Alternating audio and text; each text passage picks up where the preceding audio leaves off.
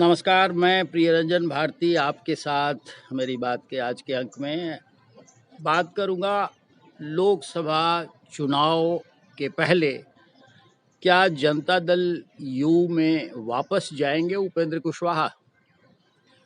उपेंद्र कुशवाहा की बैर रही है नीतीश कुमार से। हालांकि नीतीश कुमार ने उनको पहली बार राज्यसभा में भेजा था, लेकिन फिर वो दोबारा उन्हें नहीं भेज पाए और तब से उनकी खुन्नस रही।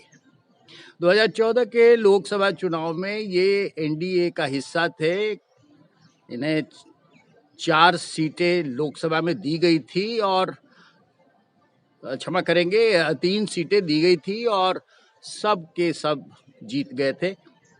लेकिन उसके बाद केंद्र में मंत्री बनाए जाने के बावजूद कुछ दिनों के बाद ये वापस एनडीए से निकलकर अपनी पार्टी और राष्ट्रवादी कांग्रेस पार्टी बना करके कायम रहे, लगातार राजनीति में बने रहे। पिछले लोकसभा चुनाव के बाद ये फिर से जब नीतीश कुमार अलग हुए एनडीए से, तब ये वापस जनता दल यू में चले गए थे और जनता दल यू में जाने के बाद ये लगातार बने रहे। फिर नीतीश कुमार के अलग होने के बाद से ये जनता दल यू से अलग हो गए, अपनी अलग पार्टी बनाई और एनडीए का हिस्सा बन गए। एनडीए का हिस्सा बनने के बाद लोकसभा चुनाव जो आने वाले दिनों में होने वाले हैं, उसके लिए इनकी बातचीत सीटों को लेकर के हो चुकी है। कई दौर की बातचीत हो चुकी है भाजपा नेतृत्व के साथ। लेकिन इधर जो संकेत मिले हैं वो बड़े दूसरे तरह के हैं।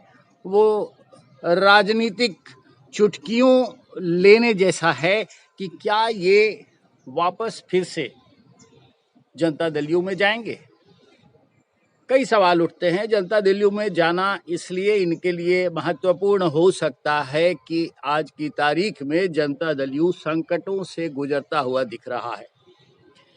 नीतीश कुमार को अपनी पार्टी को बचाए रखना एक बड़ी चुनौती है, क्योंकि उनकी गर्दन पे तलवार लटकी हुई है। भाजपा के दरवाजे बंद हैं और इधर से राष्ट्रीय जनता दल को अपनी कुर्सी सौंपने का वादा इन्हें निभाना है, यानी मुख्यमंत्री तेजस्वी यादव को बनाने का वादा निभाना है। और इसके लिए दबाव है।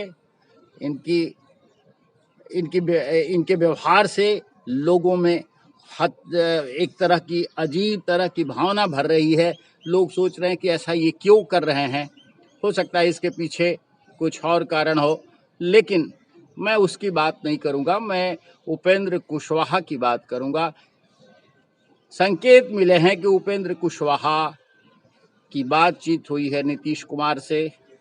उपेंद्र कुशवाहा की बातचीत हुई है केसी त्यागी से और इसके बाद संभवतः ये अगले लोकसभा चुनाव के पहले वापस जनता दल यू में जाएंगे।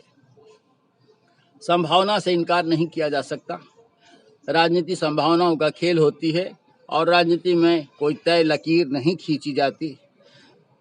दूसरा सवाल है कि आज की तारीख में सम्राट चौधरी के प्रदेश भाजपा अध्यक्ष बन जाने के बाद कम से कम कोयरी समाज के लिए, जो कोयरी वोट बैंक है, उसके लिए भाजपा में वैकेंसी नहीं के बराबर है। सम्राट चौधरी के वर्चस्व और उनकी बढ़त के बाद ये काफ़ी उपेक्षित भी महसूस करने लगे हैं। हो सकता है कि इनको अपनी पुरानी दुकान सजाने की आवश्यकता पड़ गई हो। और जनता दल यू को भी जो संकटों से गुजर रहा है, एक तरफ ललन सिंह का नेतृत्व चाहता है कि ये राष्ट्रीय जनता दल के साथ बने रहें, जबकि उनके सिपह सालार मुख्यमंत्री के अशोक चौधरी भाजपा के साथ ले जाने की जोर आजमाइश कर रहे हैं इन्हें। इस बीच में त्रिशंकु की तरह नीतीश कुमार अटके हुए हैं, लेकिन संकट तो है उनके साथ। संकट ये है कि अगर तेजस्वी की ताजपोशी नहीं सौंपते हैं तो इनका दल टूट जाएगा, ये तहस नहस हो जाएगा और ये सबसे बड़ा संकट होता है राजनीति में। राजनीतिक दल अगर अपनी इयत्ता नहीं संभाल पाता, अपना बल नहीं कायम रख पाता, तो उसके लिए बड़ी कठिनाई हो जाती है। और इस कठिनाई के दौर से अभी गुजरता हुआ जनता दल यू दिख रहा है। इसलिए जनता दल यू को आवश्यकता है कोयरी कुर्मी वोट को समृद्ध करने के लिए। उपेंद्र कुशवाहा कोयरी समाज के नेता हैं और जनता दल यू को भगवान सिंह के कुशवाहा जैसे नेताओं से इस समाज के वोट बैंक में अपनी बढ़त नहीं दिख रही है। इस समाज को एकजुट किए रखने की ताकत उससे नहीं मिल रही है। उपेंद्र कुशवाहा के आ जाने से उसे बल मिलेगा और ये लवकुश समाज जो कहा जाता है, कोयरी कुर्मी समाज, वो वोट बैंक इंटैक्ट रहेगा, बचा हुआ रह जाएगा और जनता दल यू इस तरह से अपने आधिपत्य को कायम रख सकता है, अपने वजूद को कायम रख सकता है। तो हो सकता है, ये संभावना प्रबल दिख रही है कि लोकसभा चुनाव के पहले उपेंद्र कुशवाहा फिर से जनता दल यू का हिस्सा बन जाए, बैक टू पवेलियन हो जाए। ये नहीं भी हो सकता है, संभावनाएं हैं, लेकिन बातचीत चल रही है और राजनीति संभावनाओं का खेल होती है। देखते रहेंगे हम आगे क्या होता है, लेकिन आप भी बने रहिए हमारे साथ, देखते रहिए। आपके साथ मेरी बात किसी और विषय के साथ फिर आपसे बातचीत करेंगे। आज के अंक में बस इतना ही। नमस्कार।